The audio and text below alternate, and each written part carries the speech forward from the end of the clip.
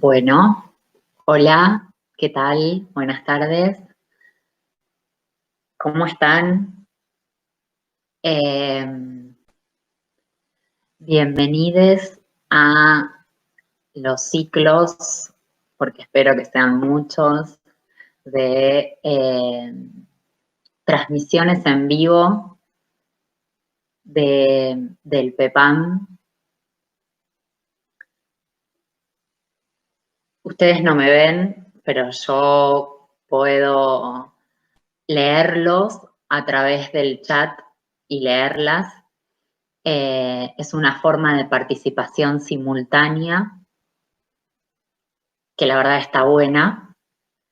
Esta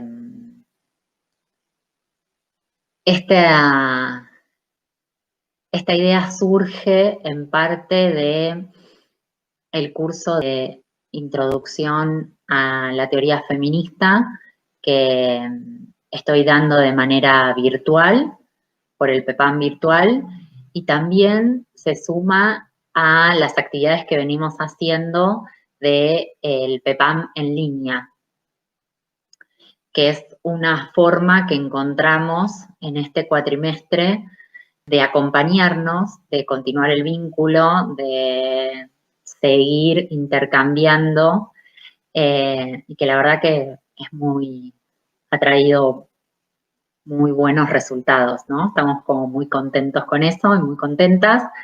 En primer lugar, quiero agradecerles en particular a Juan Córdoba, que es el compañero del PEPAM que se encarga de publicar esto en el Facebook, de mandar los mails, las tareas de organización son trabajo. Así que gracias, Juan, por todo ese trabajo, por toda esa paciencia, además de trabajar conmigo, ¿no? Es un plus. Gracias a todos y a todas por congregarse alrededor de esta convocatoria. A la hora del té inglés vamos a charlar en la próxima media hora, 40 minutos, sobre una historia del feminismo, mi historia del feminismo. Así que gracias por sumarse. Pueden ir escribiendo en el chat, hola, ¿cómo están? Preguntas, pueden ir escribiendo comentarios o cosas que quieran decir, es como la forma de ser parte de esta transmisión en vivo, y que yo y el resto que nos estamos acá congregando lo puede leer de manera simultánea. ¿Me escuchan bien? ¿Me ven bien? A ver, ¿qué dicen? Vamos a empezar por esas preguntas. Yo me veo un poco en diferido la voz. ¿Ustedes cómo me ven?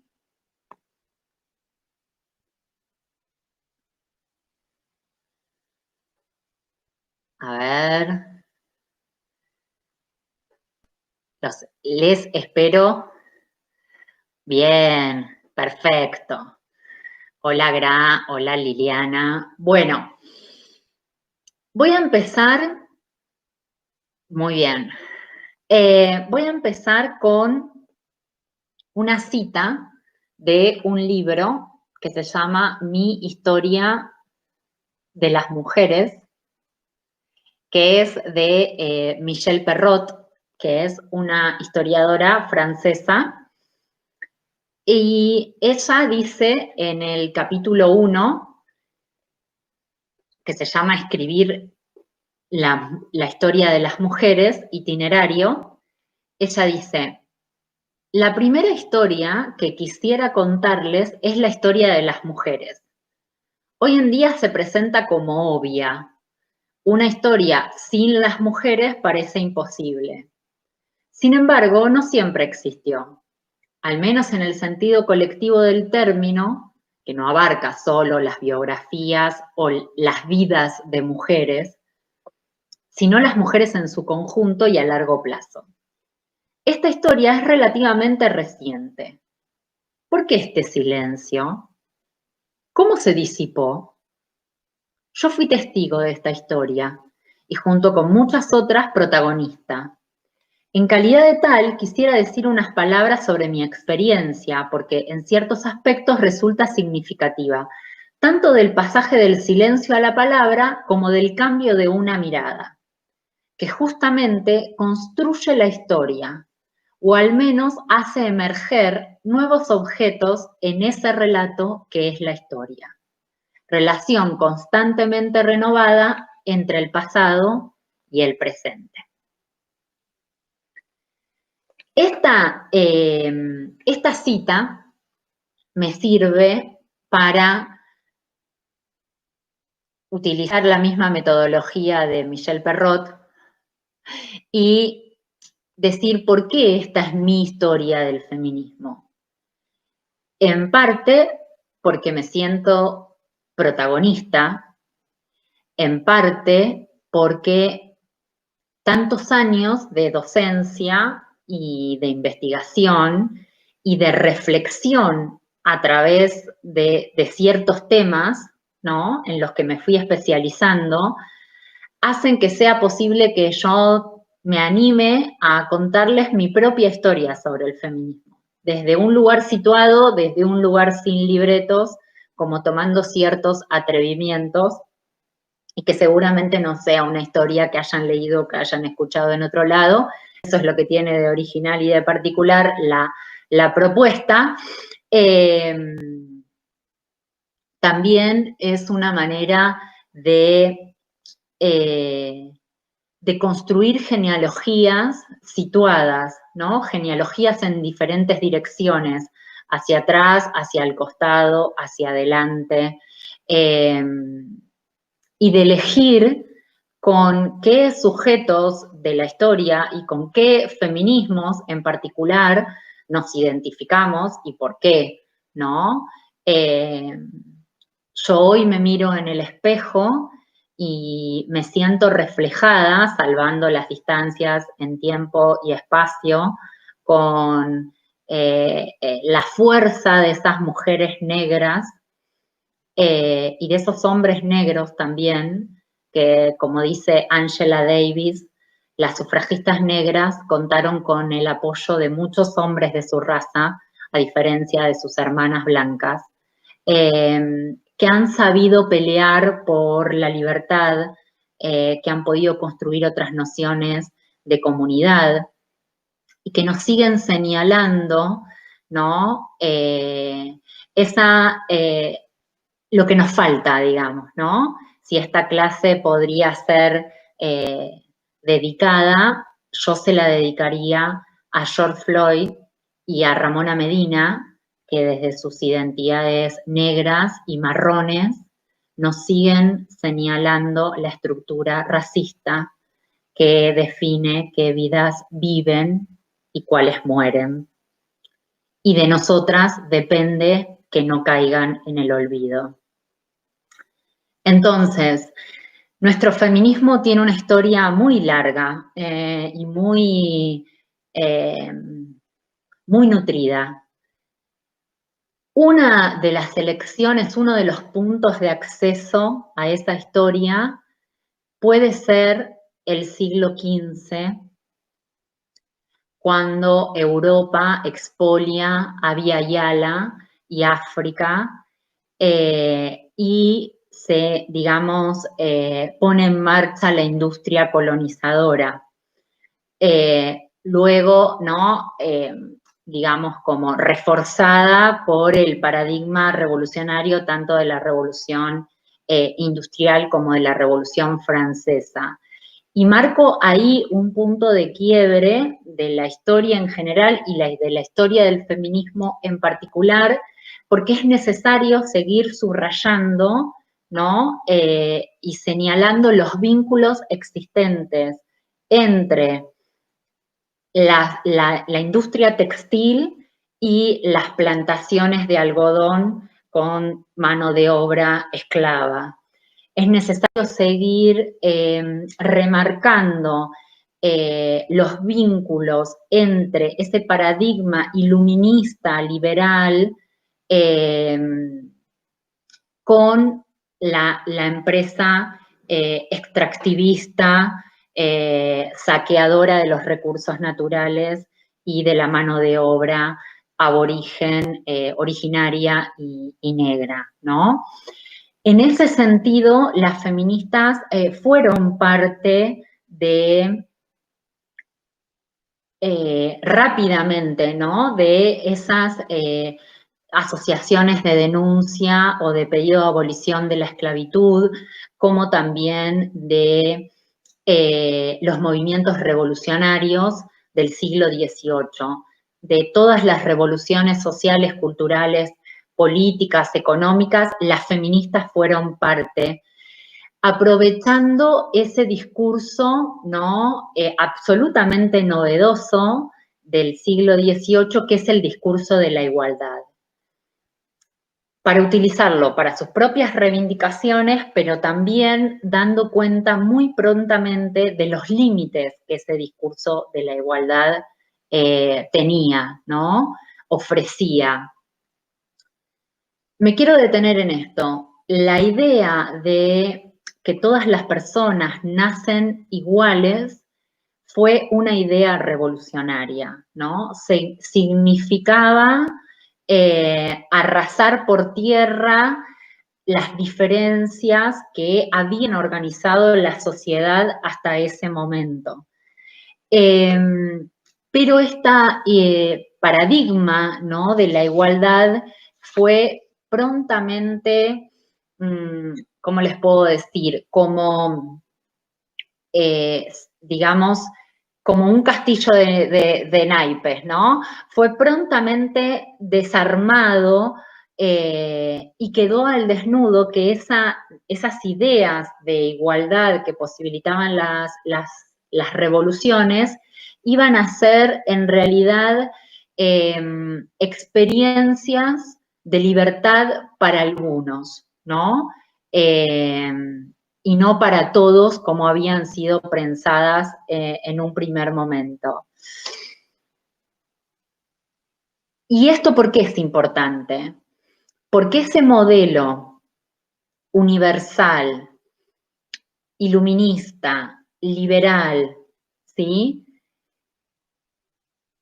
Es un modelo de exclusión de las mujeres. Es decir, no es que hay malos o malas interpretaciones o que las feministas exigimos algo imposible, sino que es un sistema que se basa en la exclusión de las mujeres. Lo voy a decir diferente. El hecho de que los varones sean pensados, en particular los varones blancos, como la base, el molde, el centro de todas las cosas, requiere como condición sine qua non la exclusión de las mujeres. Esto lo digo para dar cuenta de el escenario estructural donde se va a desarrollar la historia del feminismo, que sin duda no es la historia de las mujeres, es la historia de las mujeres feministas que buscaban la destrucción, subvertir ese orden y ese sistema que les estoy contando, digamos, ¿no? Entonces, una de las primeras características que me interesaría señalar sobre la historia de las mujeres es que, perdón, sobre la historia del feminismo, es que va a tener como protagonista a mujeres que desde un lugar individual y como colectivo van a exigir, ¿no? A peticionar, a nuclearse alrededor de ciertas demandas que no son consideradas demandas que competen a las mujeres hasta ese momento en la historia, ¿no? Que estas demandas van a cambiar, pero son el ejemplo, no el fondo, ¿no? son lo particular.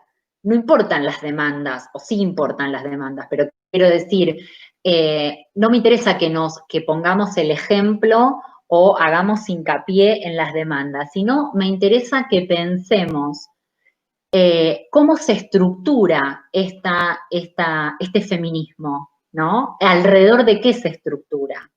Bueno, se estructura alrededor de ciertas mujeres que se organizan y que llevan adelante, tanto individual como colectivamente, una lucha por ciertas cuestiones, pero por sobre todo una lucha que las engloba por una victoria, ¿no? O buscando una victoria, unas conquistas más globales, más estructurales. Otra característica importante es que en esa elección, en esa opción de estas mujeres feministas, van digamos, como contrapartida de esas opciones, de esas elecciones, van a sufrir mucha violencia, ¿no? Estigmatización, pérdidas, por ser las que rompen el molde, ¿no? Las transgresoras. Y esa para mí es una lección muy importante para las mujeres, para el feminismo,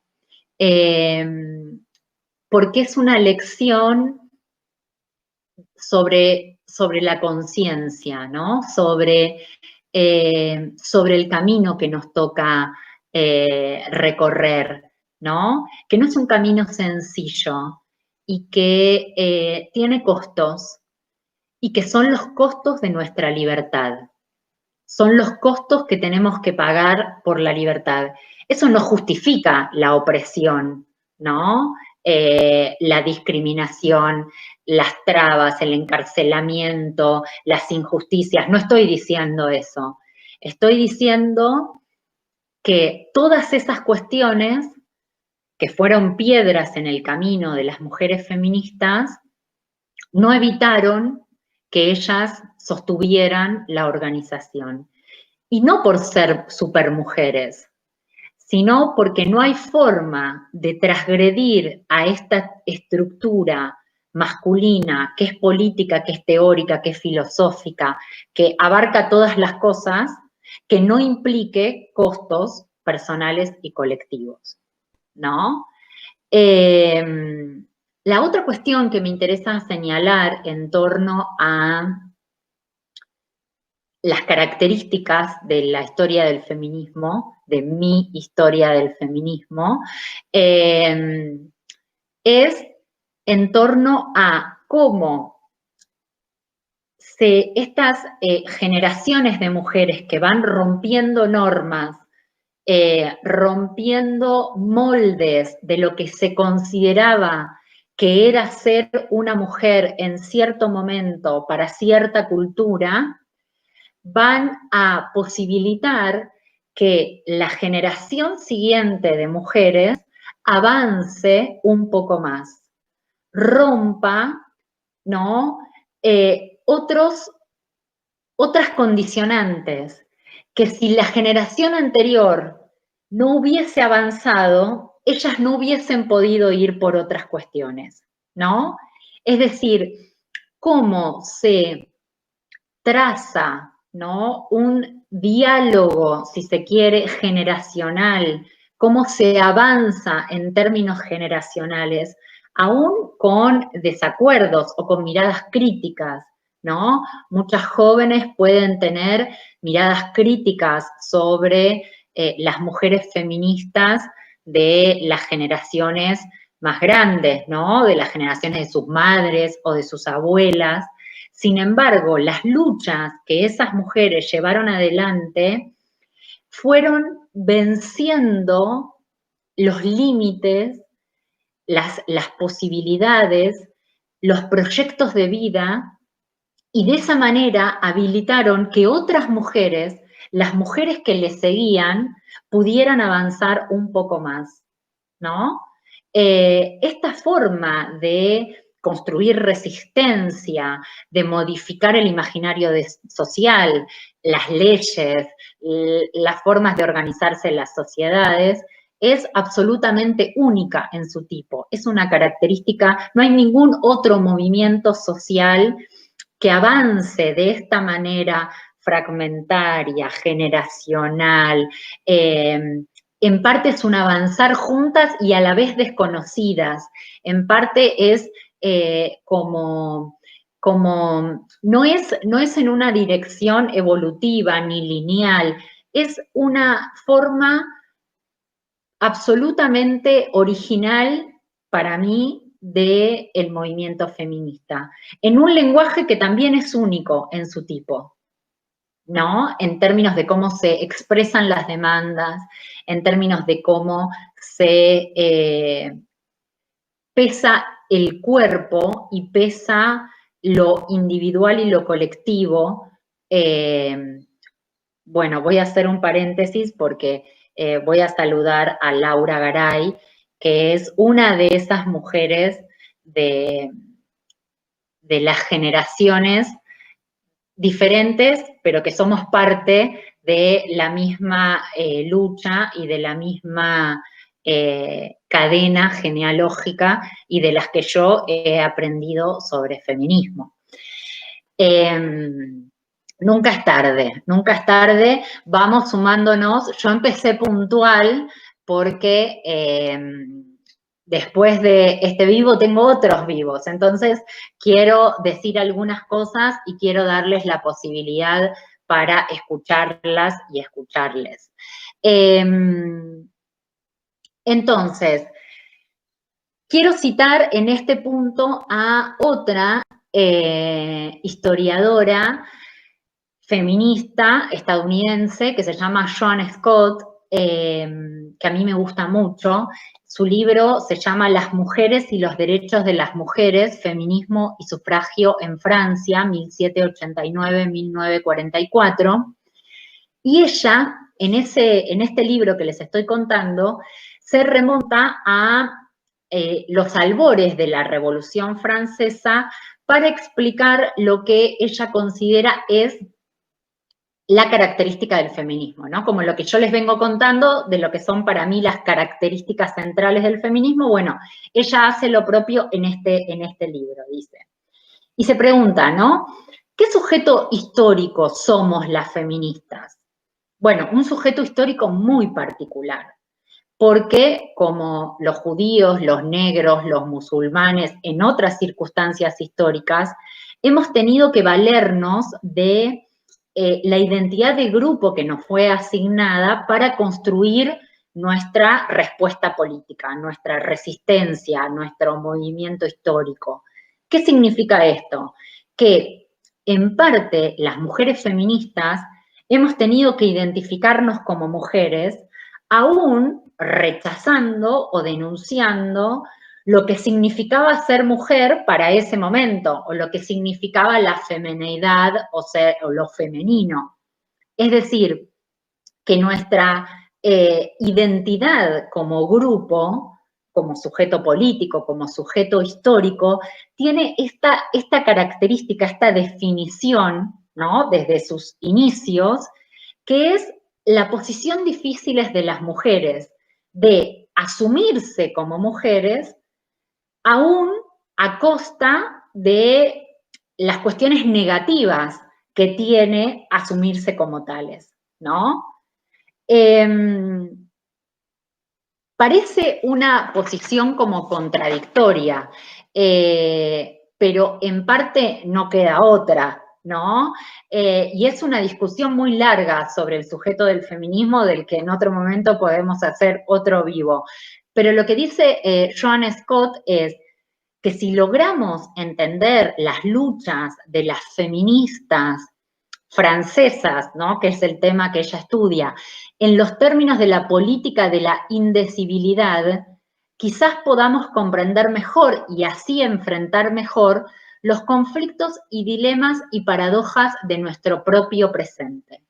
Y ahí radica una importancia vital de la historia del feminismo, que ya lo había expresado la cita que yo les había leído de Michel Perrot, que es que la historia para nosotras es la punta de lanza para comprenderme hoy, para comprender mi historia, tanto individual como colectivamente, ¿no? ¿Qué significa este término que utiliza Joan Scott de la indecibilidad?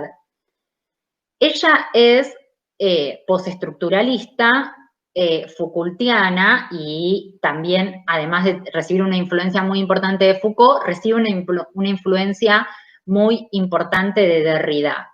Y es Derrida el que utiliza este término de la indecibilidad para dar cuenta, con un uso estratégico, digamos, ¿no? Para dar cuenta de aquello que no tiene un significado estable, específico, ¿sí? Sino que apela a dislocar, apela a desestabilizar. Y ahí uno o una va completando el final de la frase, ¿no? A dislocar el lenguaje, a desestabilizar los binarismos, es desde este lugar, ¿no? Y desde este uso prestado que ella lo utiliza, con un sentido estratégico. Entonces, ella, por ejemplo, va a decir, en este estudio que hace de las mujeres revolucionarias francesas, que Olympe de Gouges es una mujer que solo tiene paradojas para ofrecer y no problemas fáciles para resolver. ¿Ustedes saben quién fue Olympe de Gouges?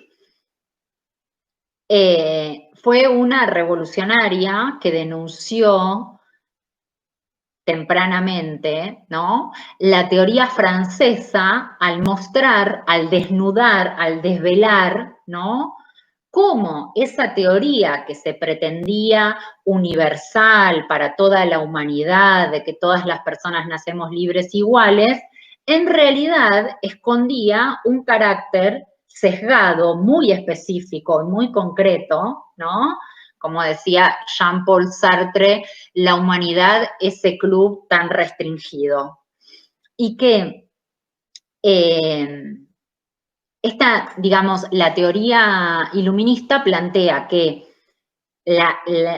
para pensarnos como iguales, ¿no?, hay que, digamos, limpiar la humanidad de desigualdades de nacimiento, de familia, de religión, de propiedad, de profesión, cualquier cosa que pudiera leerse como un indicador que diferencie a la humanidad, ¿no? Entonces, desde este lugar, la humanidad tiene una esencia que es igualitaria, en la que todas las personas somos libres, somos iguales, con las mismas capacidades, con los mismos derechos, ¿no? La Declaración de los Derechos del Hombre y del Ciudadano, 1791.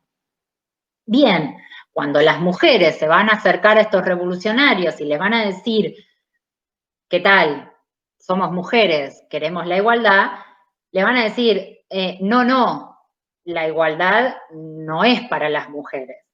Y cuando los negros y las negras esclavizados, revolucionarios de Haití, les van a decir, nosotros también somos iguales a ustedes y estamos reclamando nuestra libertad, les van a decir, no, ustedes no son blancos y la humanidad es para los blancos y la humanidad y la igualdad está reservada para los blancos y está reservada para los varones.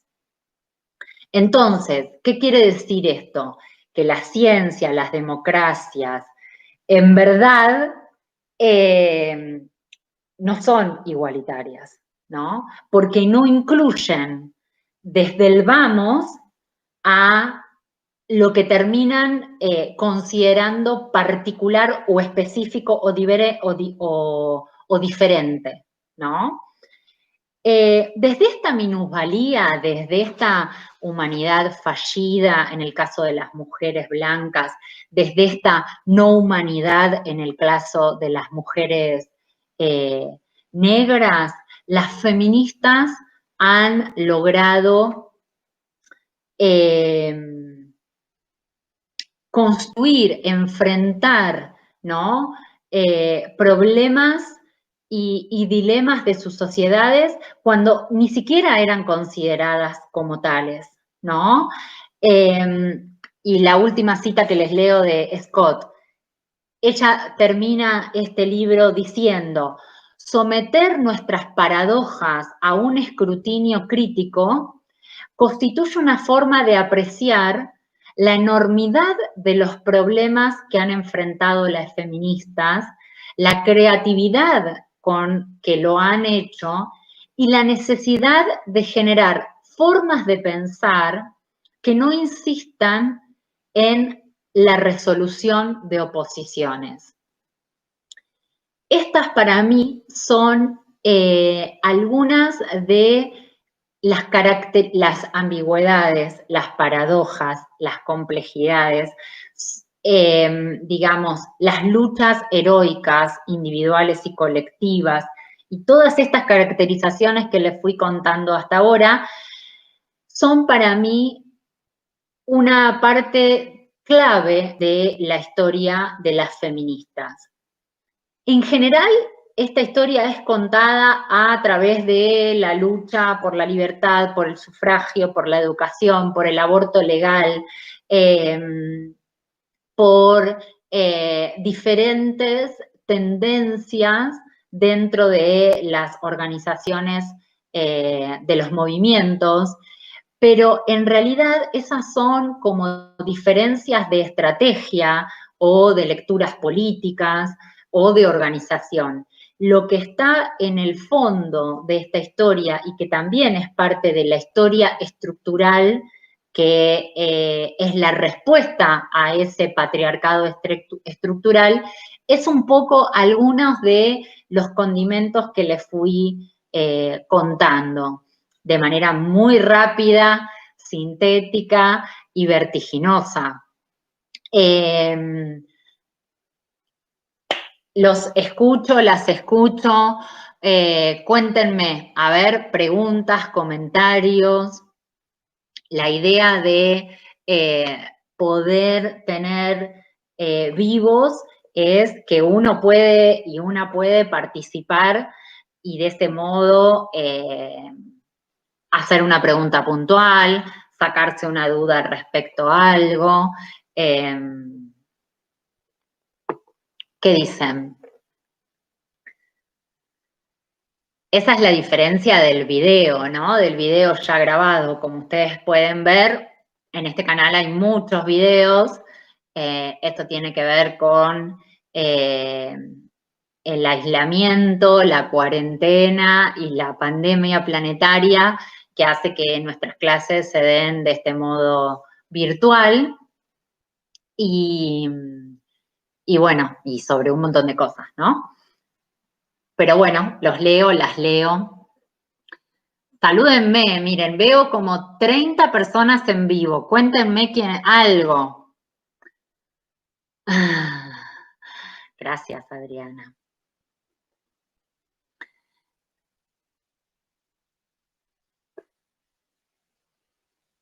Bueno, una de las cuestiones que bueno, ahí también tengo a mi compañera Laura Garay, que la conocí cuando tenía 16, 17 años, o sea, imagínense toda una vida de amigas. Y también acá aparece en el vivo Lucas Bruschetti, que es mi amigo entrañable. Gracias, Lucas. Es lindo poder ser docente y tener el peso, la responsabilidad, pero también la oportunidad de contar una historia.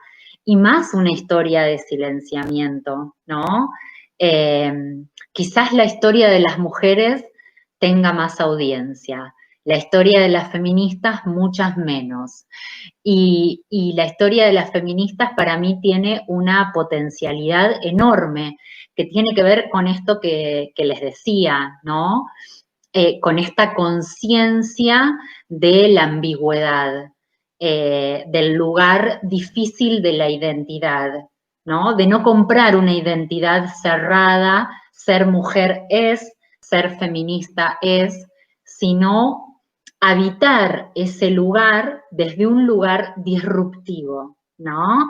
Siempre incómodo, siempre en los márgenes, siempre rompiendo esos márgenes un poco más, a sabiendas que sin duda muchos de esos beneficios no nos van a llegar a nosotras, ¿no?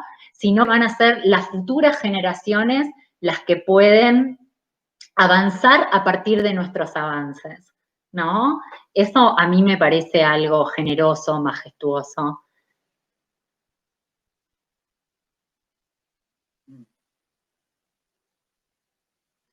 Gracias, Melanie.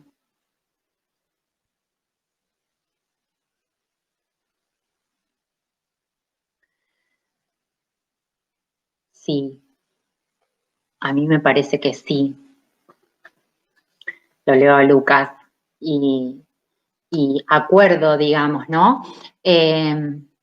Perla.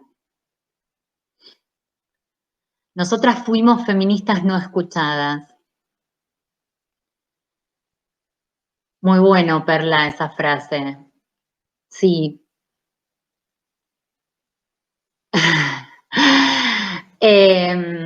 Yo creo que sí, que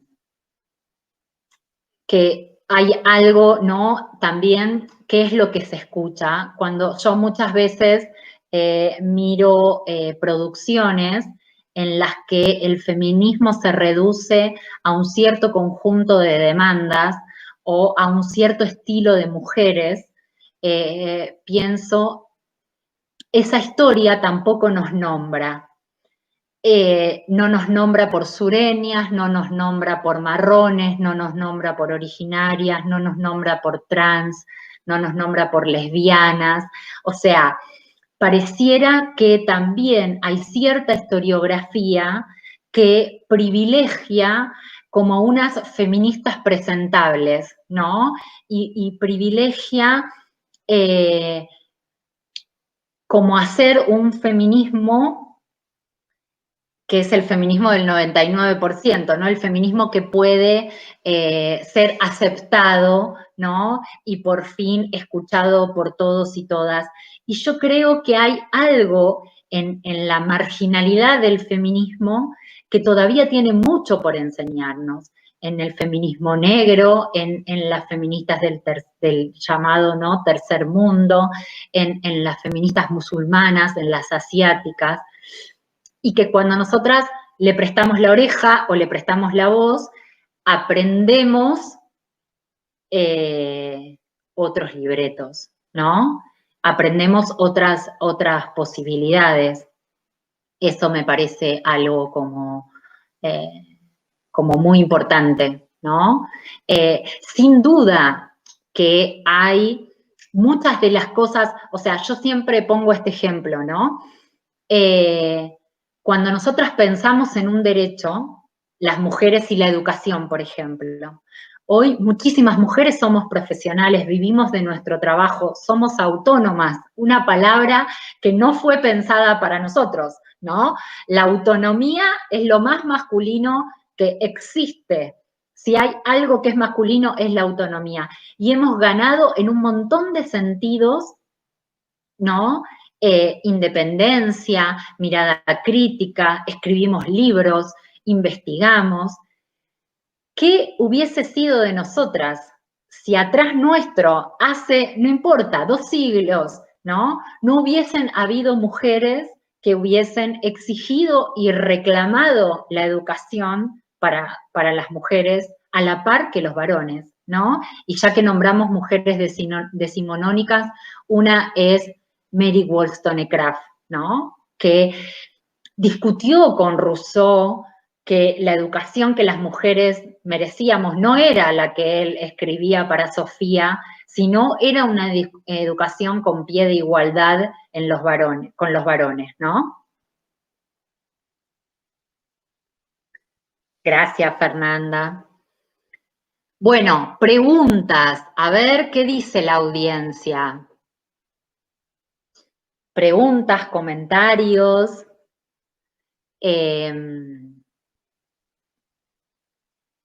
Yo, mientras les doy tiempo para que ustedes escriban, sigo hablando. Aprovecho y sigo hablando sobre esta historia, ¿no?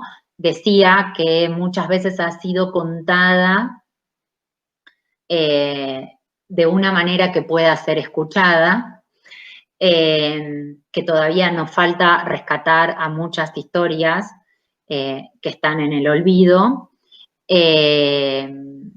y que una de las formas más usuales de contarse la historia del feminismo es también siguiendo esta mirada como occidental, que tiene un peso tan fuerte en la historiografía, que es a través de las olas, ¿no? Que fueron los movimientos feministas que se dieron en los nortes globales, fundamentalmente en Estados Unidos y en Europa, y que todavía es necesario construirnos una historia que traiga Malinche, una historia que traiga a las mujeres revolucionarias de nuestra América, que nos hable de las feministas con nombre y apellido, pero también que han construido organización, ¿no? Dentro de organizaciones mixtas, como puede ser el anarquismo o las organizaciones de los 70, ¿no?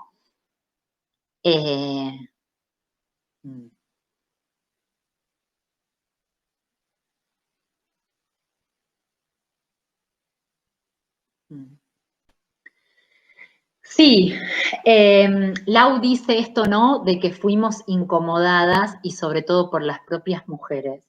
Qué interesante esa reflexión, ¿no? ¿Qué pasa con cómo somos vistas, ¿no? Las feministas en relación a otras mujeres que se asumen como no feministas? Esa también es un re tema, ¿no? Me parece re interesante. Mercedes hace una pregunta que dice, ¿cómo ves la lucha feminista en la Argentina hoy?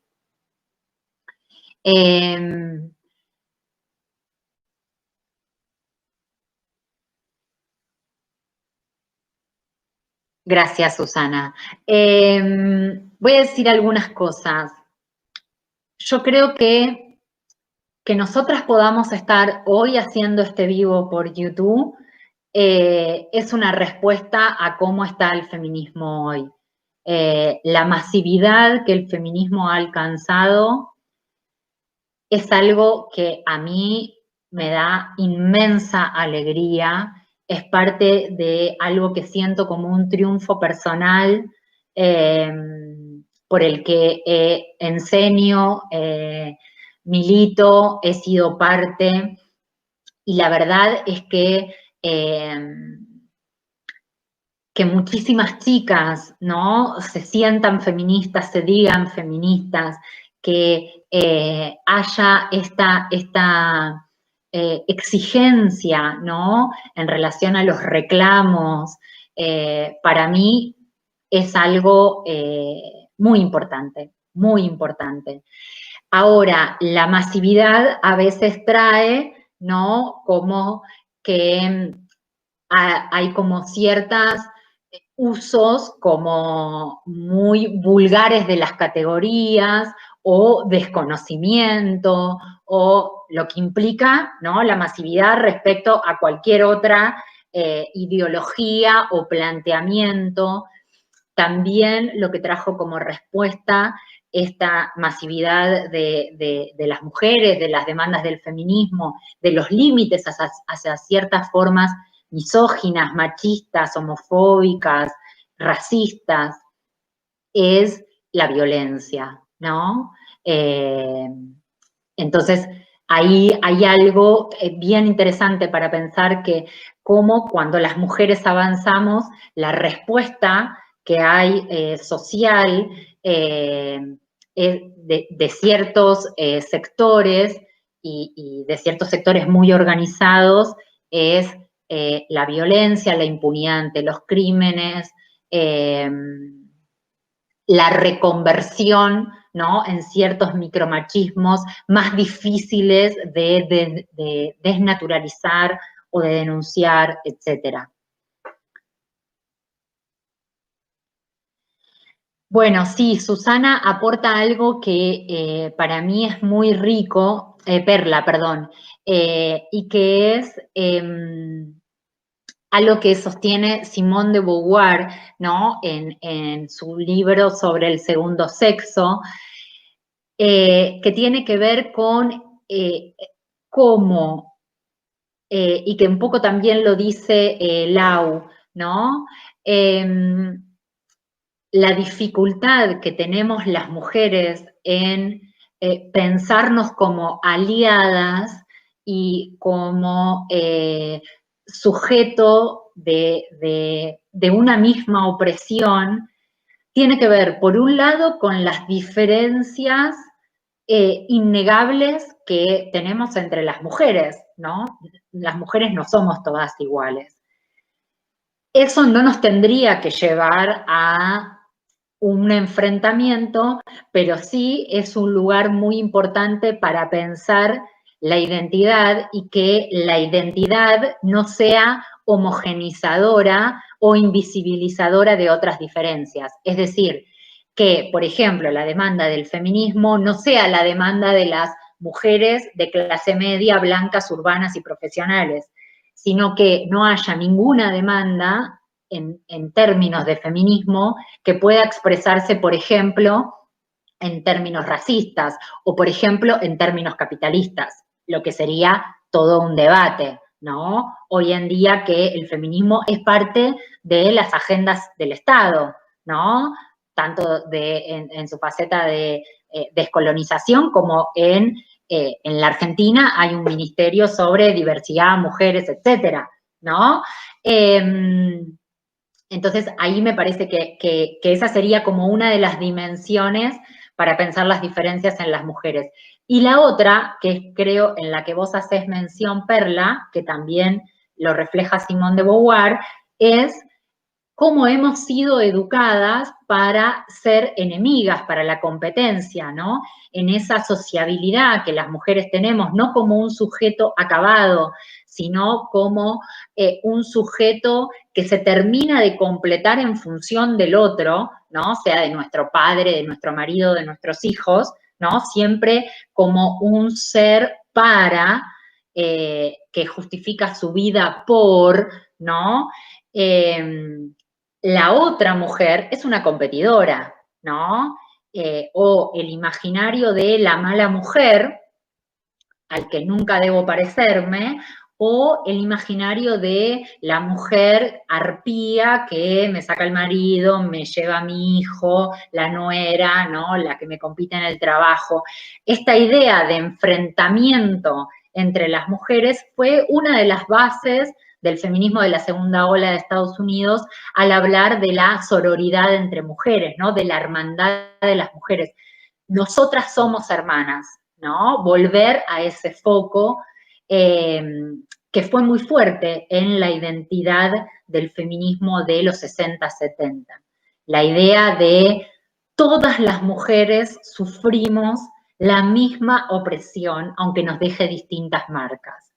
Esta idea hoy está siendo muy cuestionada por nuevos feminismos, ¿no? Como decía antes, respuestas generacionales de los feminismos que van ampliando los sujetos, ¿no? Y dentro del feminismo entran identidades que antes no entraban y entran demandas que antes no entraban y que me parece que lo enriquecen y posibilitan que hoy podamos gestar nuevas historias, ¿no? Un poco haciendo juego con el título de la conferencia. Bueno, nos quedan escasos minutos. Quizás la próxima tenemos que pensar un vivo más largo. Esta es nuestra primera experiencia de los vivos del PEPAM en línea y del PEPAM virtual. Así que, bueno, después también a partir de sus devoluciones iremos mejorando en la calidad de nuestras clases públicas y virtuales y para todos. Pero en estos minutos que restan les dejo abierto el micrófono para más dudas, más preguntas, más comentarios, más participaciones en el chat.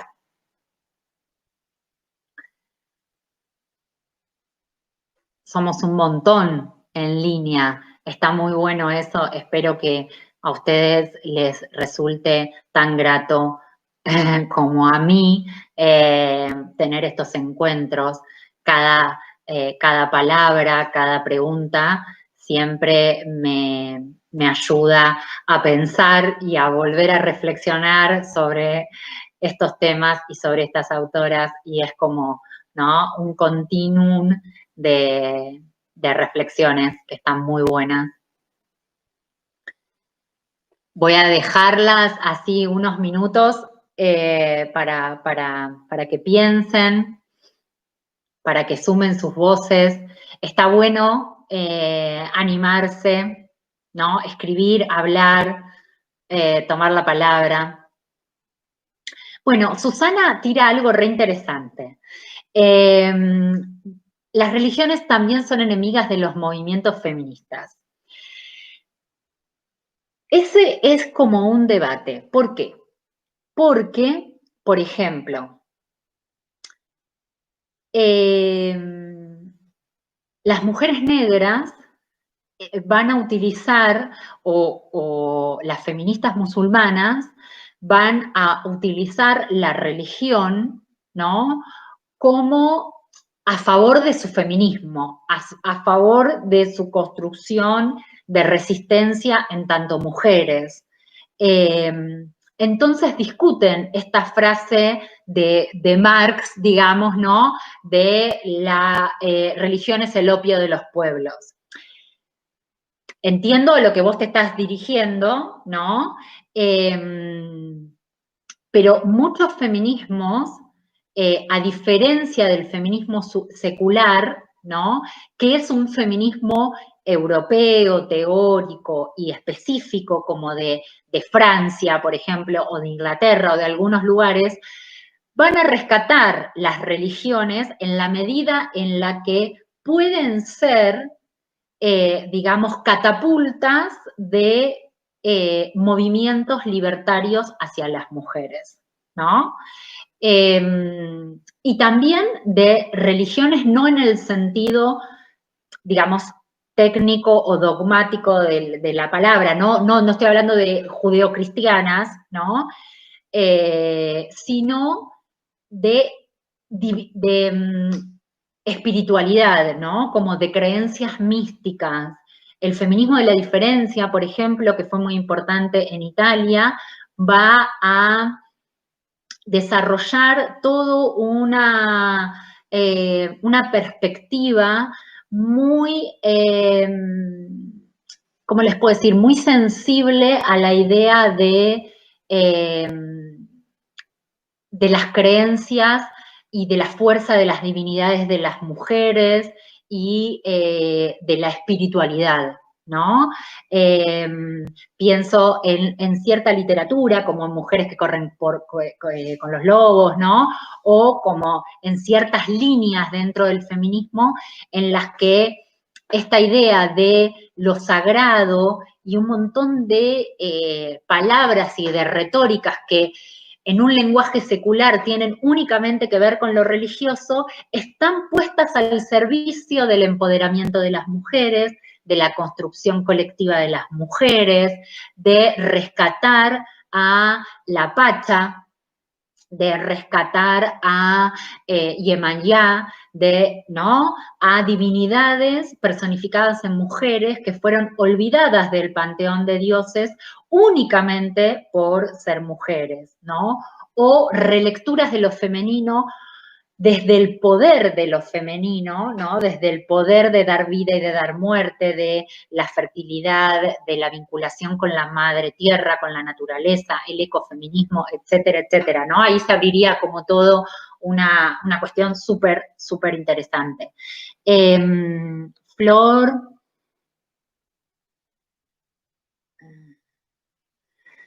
Wow, tengo 6 minutos para la respuesta de Flor. María Fernanda, sí. Bueno, qué tema. Podemos pensar un vivo con estas 2 últimas preguntas. No las leo porque ustedes las pueden ir leyendo mientras yo las respondo o intento arrimar el bochín como diríamos en un campeonato de bochas. A mí no me gusta pensar el feminismo tal como lo vengo contando hasta ahora. Este video queda en el canal, así que las que llegaron tarde pueden enganchar la primera parte después. No me gusta pensarlo en términos de oposición dicotómica y binaria, porque eso es parte del legado de la modernidad occidental judeocristiana, del que nosotras nos desheredamos, ¿no? Con el que peleamos y con el que no nos identificamos. Entonces sería absurdo, contradictorio y absolutamente nocivo para nuestra propia genealogía de lucha pensarnos en términos de River y Boca, pensarnos en términos de esas dicotomías, ¿no? Entiendo que hay conflictos y que hay diferencias y que es parte de nuestras políticas, ¿no? Entiendo que el feminismo ha sido hegemónicamente blanco y en muchos casos racista en relación a las experiencias de mujeres de color, migrantes, negras, sureñas, y que ahí hay deudas históricas insalvables, ¿no? Insalvables porque ya pasaron, pero absolutamente vigentes para reparar en el hoy, y que en ese sentido engancho con lo que dice Fernanda, yo no creo que el feminismo sea clasista y sea un tema que solamente le importe a las mujeres blancas. Mi historia de pedagogía en todos los lugares, mi historia en el movimiento de mujeres, en clases de lo más disímiles en todos los sistemas educativos, formales e informales, en cárceles, en barrios, a trabajadoras rurales y mil, etcétera, me indican que cuando yo pongo esto sobre la mesa, prende. No es que esto le interesa a la mujer que tiene ciertas características, ¿no? O a las mujeres profesionales de clase media. No creo en esa idea. Lo que sí me parece es que en nuestras organizaciones feministas de referencia, y más hoy, ¿no? Con la masividad del movimiento, hacen falta cupos de mujeres, de feministas, villeras, marrones, afrodescendientes, originarias, no por el cupo, no por la foto multicultural y, digamos, la propaganda de Benetton, no por lo políticamente correcto, sino porque estoy convencida que en la experiencia singular de esas mujeres, otras, está la clave de una política que desde la integralidad de la mirada pueda denunciar de una manera clara y contundente el patriarcado racista, homofóbico, occidental, blanco, capitalista, que es, digamos, el enemigo de todas, que ahí nos encuentra a todas, digamos, ¿no? Hola Alejandra, Ya voy con la clase, no es que me adelanté, es que es otra. No sé si se entendió, Flor, esto del feminismo blanco, digamos, ¿no? Que suena tan duro, y más a las mujeres que somos blancas, nos tiene que hacer pensar, digamos, yo no entiendo que lo que genera es rechazo, pero creo que lo que busca generar es pensar la blanquitud desde un lugar situado, pensar la blanquitud como un privilegio y pensar qué pasa. ¿Por qué la raza sigue siendo un ordenador social? ¿Por qué el racismo sigue siendo estructural? Y cómo desde el feminismo le podemos dar una respuesta desaprobatoria, ¿no? O una respuesta contundente a eso. Buenísimo. Bueno, estamos a 1 minuto del cierre. Ha sido como un rally. Gracias a todos y a todas por conectarse.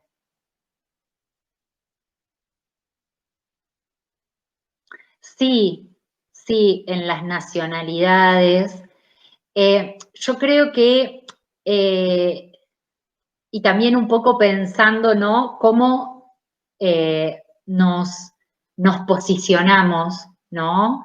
Y si entendemos y qué subjetivamente nos construye no solo desde lo que yo soy, sino con quién puedo aliarme y cómo construir futuros otros, ¿no? No, gracias a vos. Gracias a todos y a todas los que se han conectado, Susana, Juan, Flor, Cristian y Ale, ya voy. Termino este vivo y empezamos la clase de Historia Social General. Gracias a todos. Bueno, la próxima lo hacemos de más largo el vivo. Por haber participado, por ser parte y nos vemos en la próxima clase. Gracias, chau.